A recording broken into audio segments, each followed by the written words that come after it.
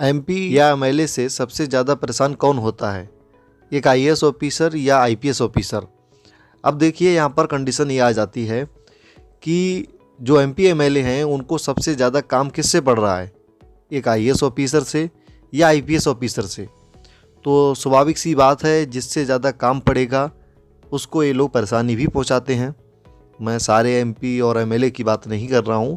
जो MP MLA इस type के होते हैं कि वोटिंग सिस्टम को बढ़ाने के लिए या अपने रिश्तेदारों के लिए जो भी काम पड़ता है, वह चाहे लीगल हो या इलीगल हो, ज़बरदस्ती करवाते हैं। आईपीएस आईएएस पर दबाव बनाते हैं, मैं उनकी बात कर रहा हूं।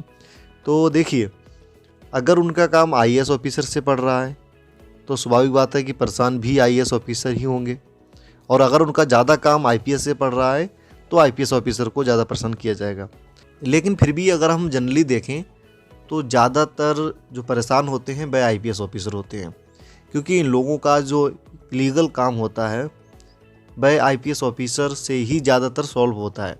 जैसे कि अगर इनके कोई रिश्तेदार है जिससे कोई दंगा फसाद हो गया है और वह पुलिस स्टेशन में है, अब वहाँ पर जो केस को उल्टा करवाने के लिए या दूसरे पक्ष पर गलत तरीके से दबाव डालने के लिए ये लोग पुलिस फोर्स पर दबाव बनाते हैं।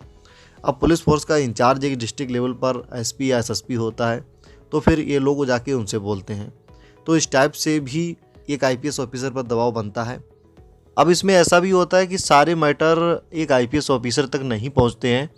जो निचले स्तर पर अधिकारी होते हैं, जैसे कि एक पुलिस स्टेशन का इंचार्ज होता है, ये लोग उससे भी डील कर लेते हैं कि तुम भी पैसे कमाओ, मैं भी पैसे कमाऊंगा, और एसपी या एसएसपी साहब तक कोई बात पहुंचाने की ज़रूरत नहीं है। तो ऐसे भी डील होती है। लेकिन कुछ मामलों में डायरेक्ट एसपी या एसएसपी से ही बात की जाती है, जो एक आईपीएस ऑफिसर होते हैं, तो उन पर फिर दबाव भी बनाया जाता है, और कभी कभी आईपीएस भी इनके साथ मिलकर काम करने लगते हैं। वो चीज़ अलग होती है। लेकिन यहाँ पर हम बात कर रहे हैं कि दबाव बनाने की। स्वाभाविक बात है, दबाव तभी बनेगा जब एक आईपीएस ऑफिसर इनकी बात मानने से इनकार करेगा। तो इसलिए वहीं पर दबाव बनता है जहाँ पर एक आईपीएस ऑफिसर इन लोगों की बात नहीं मानते हैं या उसको मना करते हैं। लेकिन यहीं पर एक आईएएस ऑफिसर भी पीछे नहीं है, उन पर भी अच्छा खासा दबाव बनाया जाता है। अब जैसे कि मान लीजिए एक ज़िले में आपको पता ही होगा कि बहुत सारे आईएएस ऑफिसर पोस्टेड होते हैं।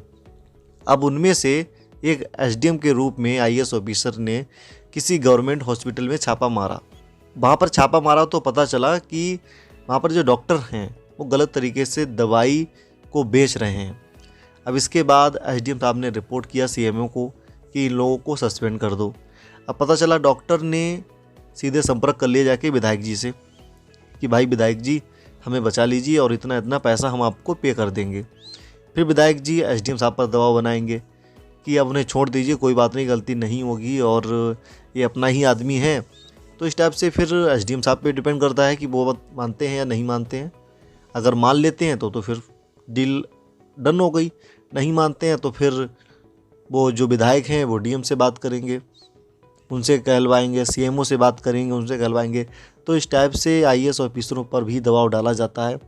केवल एक ही केस नहीं है, ऐसे बहुत सारे केस होते हैं जिन पर एक आईएएस ऑफिसर पर दबाव पड़ता है। जैसे कि बंदूक का लाइसेंस वाला आप मान लीजिए, इसमें भी विधायक सांसद के जो रिश्तेदार होते हैं उनका लाइसेंस बनना है तो सीधे फ़ोन पहुंच जाता है उनके पास कि ये अपना आदमी है और जल्दी से जल्दी इसका लाइसेंस बना दो। तो ऐसे बहुत सारे केस ऐसे आते हैं जिनमें ये लोग दबाव बनाते हैं। लेकिन इससे बचना या ना बचना ये डिपेंड ऑफिसर पे करता है।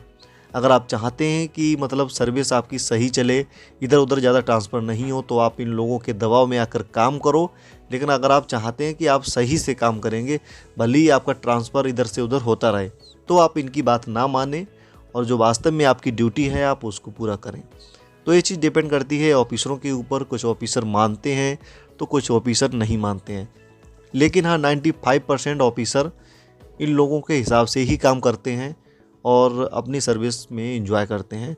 जबकि 5% ऑफिसर ऐसे होते हैं जो सही को सही और गलत को गलत कहते हैं और जो उनकी वास्तव में ड्यूटी है उसको पूरा करते हैं।